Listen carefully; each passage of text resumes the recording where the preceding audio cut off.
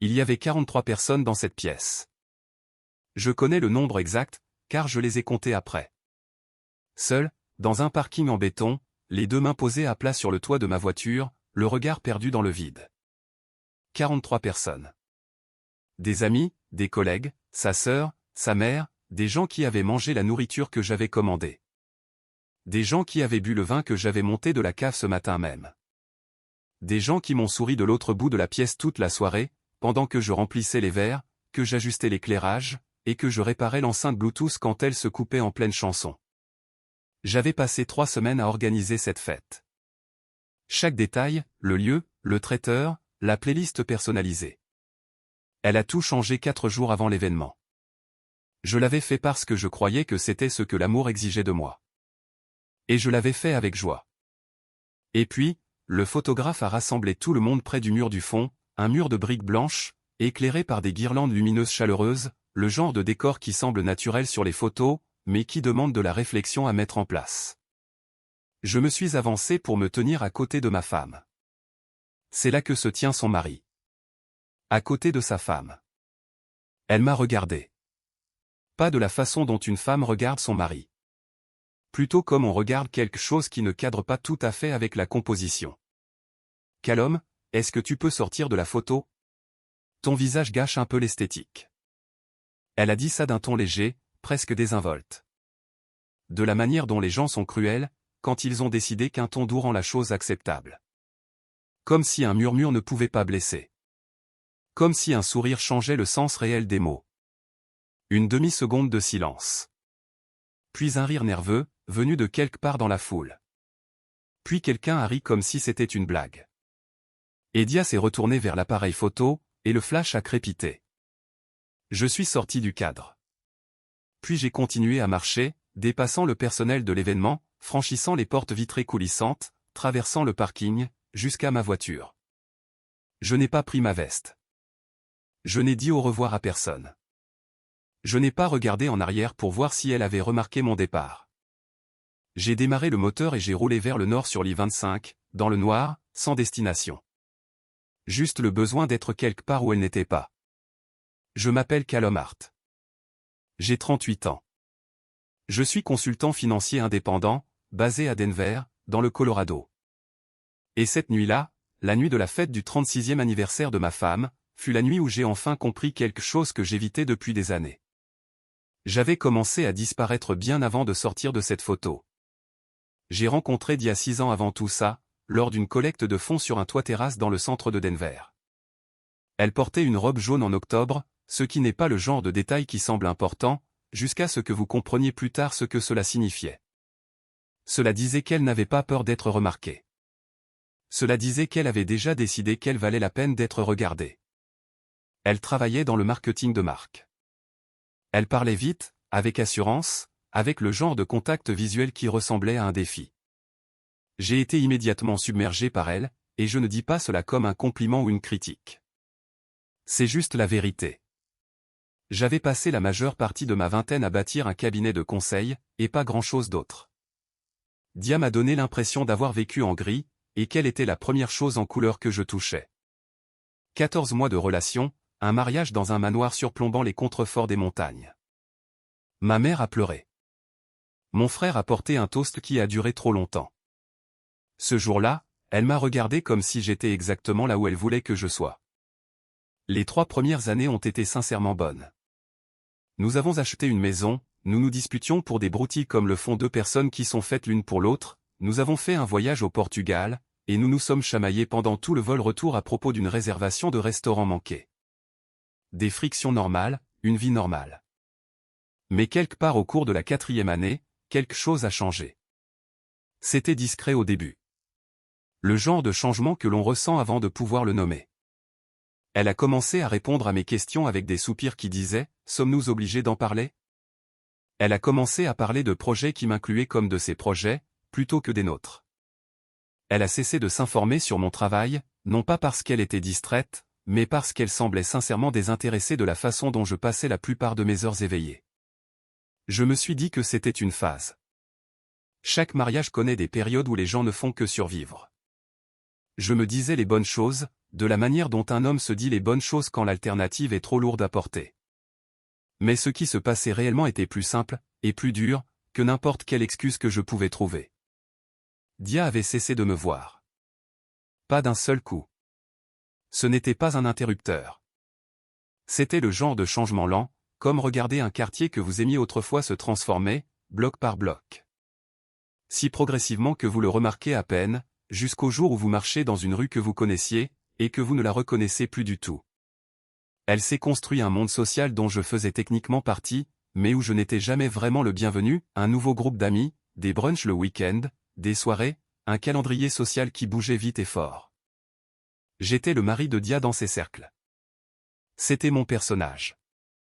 Calme, fiable, légèrement invisible, l'homme qui gérait la logistique. Je payais le crédit immobilier. Je gérais nos impôts, nos assurances, nos investissements. Quand sa voiture avait besoin de pneus neufs, je prenais le rendez-vous. Quand ses parents venaient de Phoenix, je nettoyais toute la maison et je préparais le dîner les 2 soirs. Selon toute mesure extérieure, je faisais le travail. Mais j'avais commencé à comprendre quelque chose que je ne m'étais pas permis d'admettre. Mon utilité n'était pas la même chose que ma valeur. Elle appréciait ce que je faisais. Elle ne m'appréciait pas particulièrement, moi. Et quelque part en chemin, j'avais cessé de contester cette distinction. Je m'étais fait plus petit, parce que je sentais qu'elle avait besoin de plus de place. J'avais arrêté de donner mon avis, arrêté de suggérer des voyages, arrêté de prendre de la place, non pas parce que quelqu'un me l'avait demandé, mais parce que l'air autour d'elle indiquait clairement que moins de moi, c'était plus simple.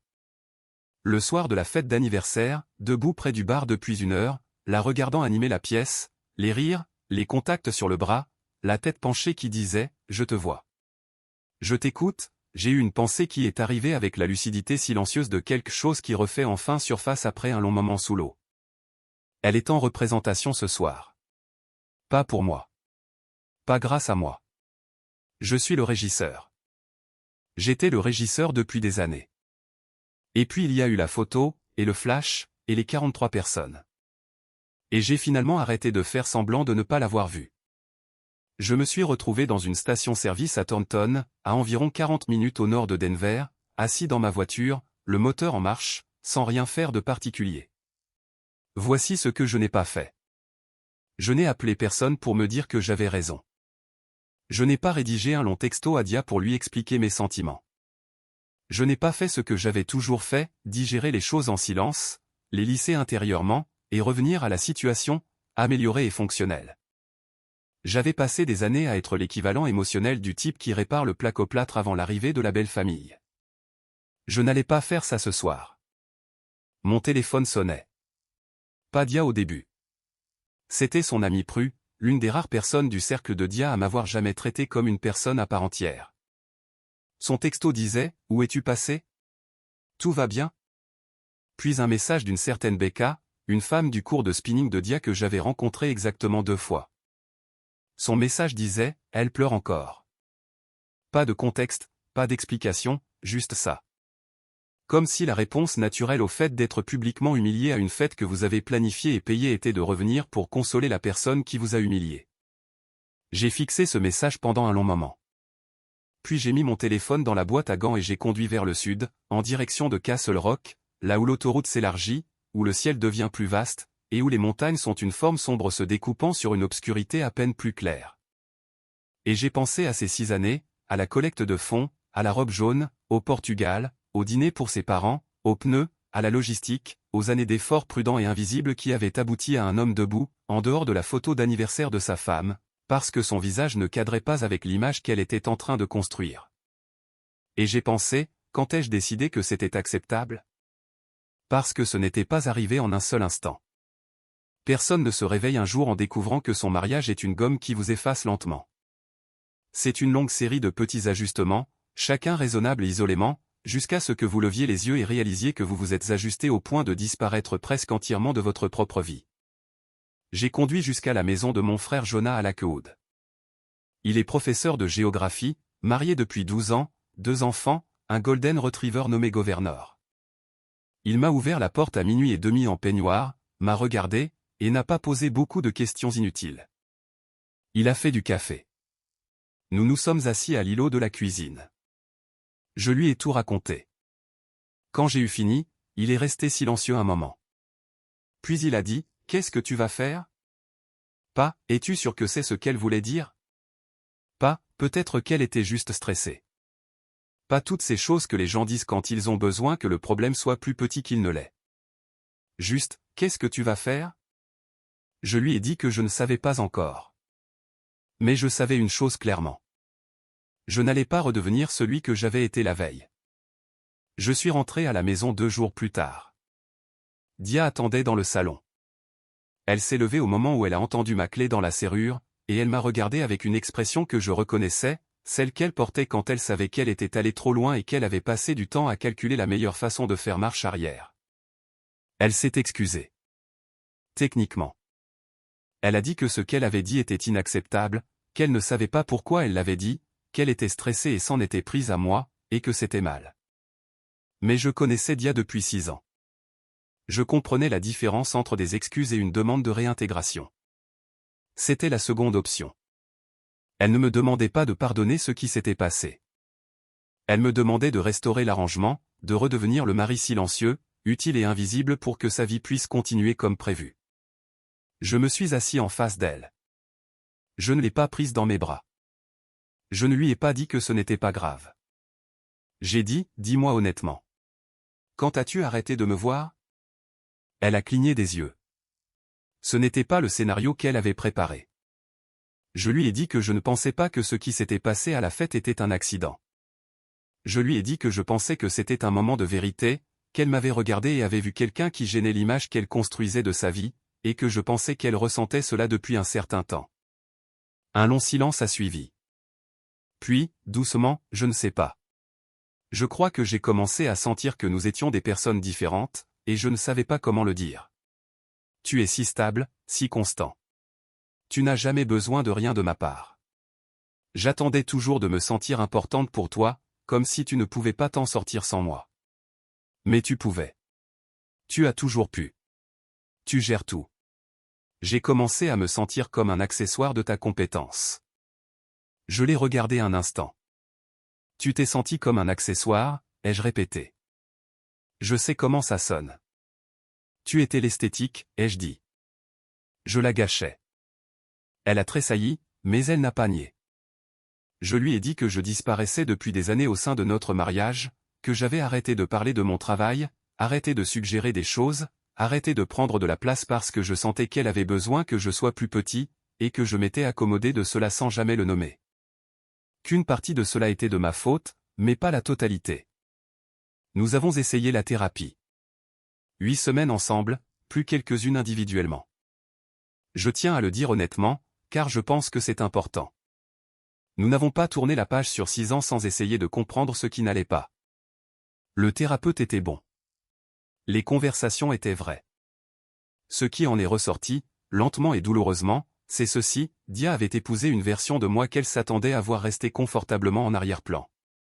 Et j'avais permis cela, parce que je m'étais convaincu que la mettre à l'aise était la même chose qu'être aimé. Nous nous étions tous les deux trompés sur ce que nous faisions ensemble. Lors de notre dernière séance commune, le thérapeute nous a demandé à chacun de décrire à quoi ressemblait un bon avenir. La réponse de Dia était vivante et détaillée.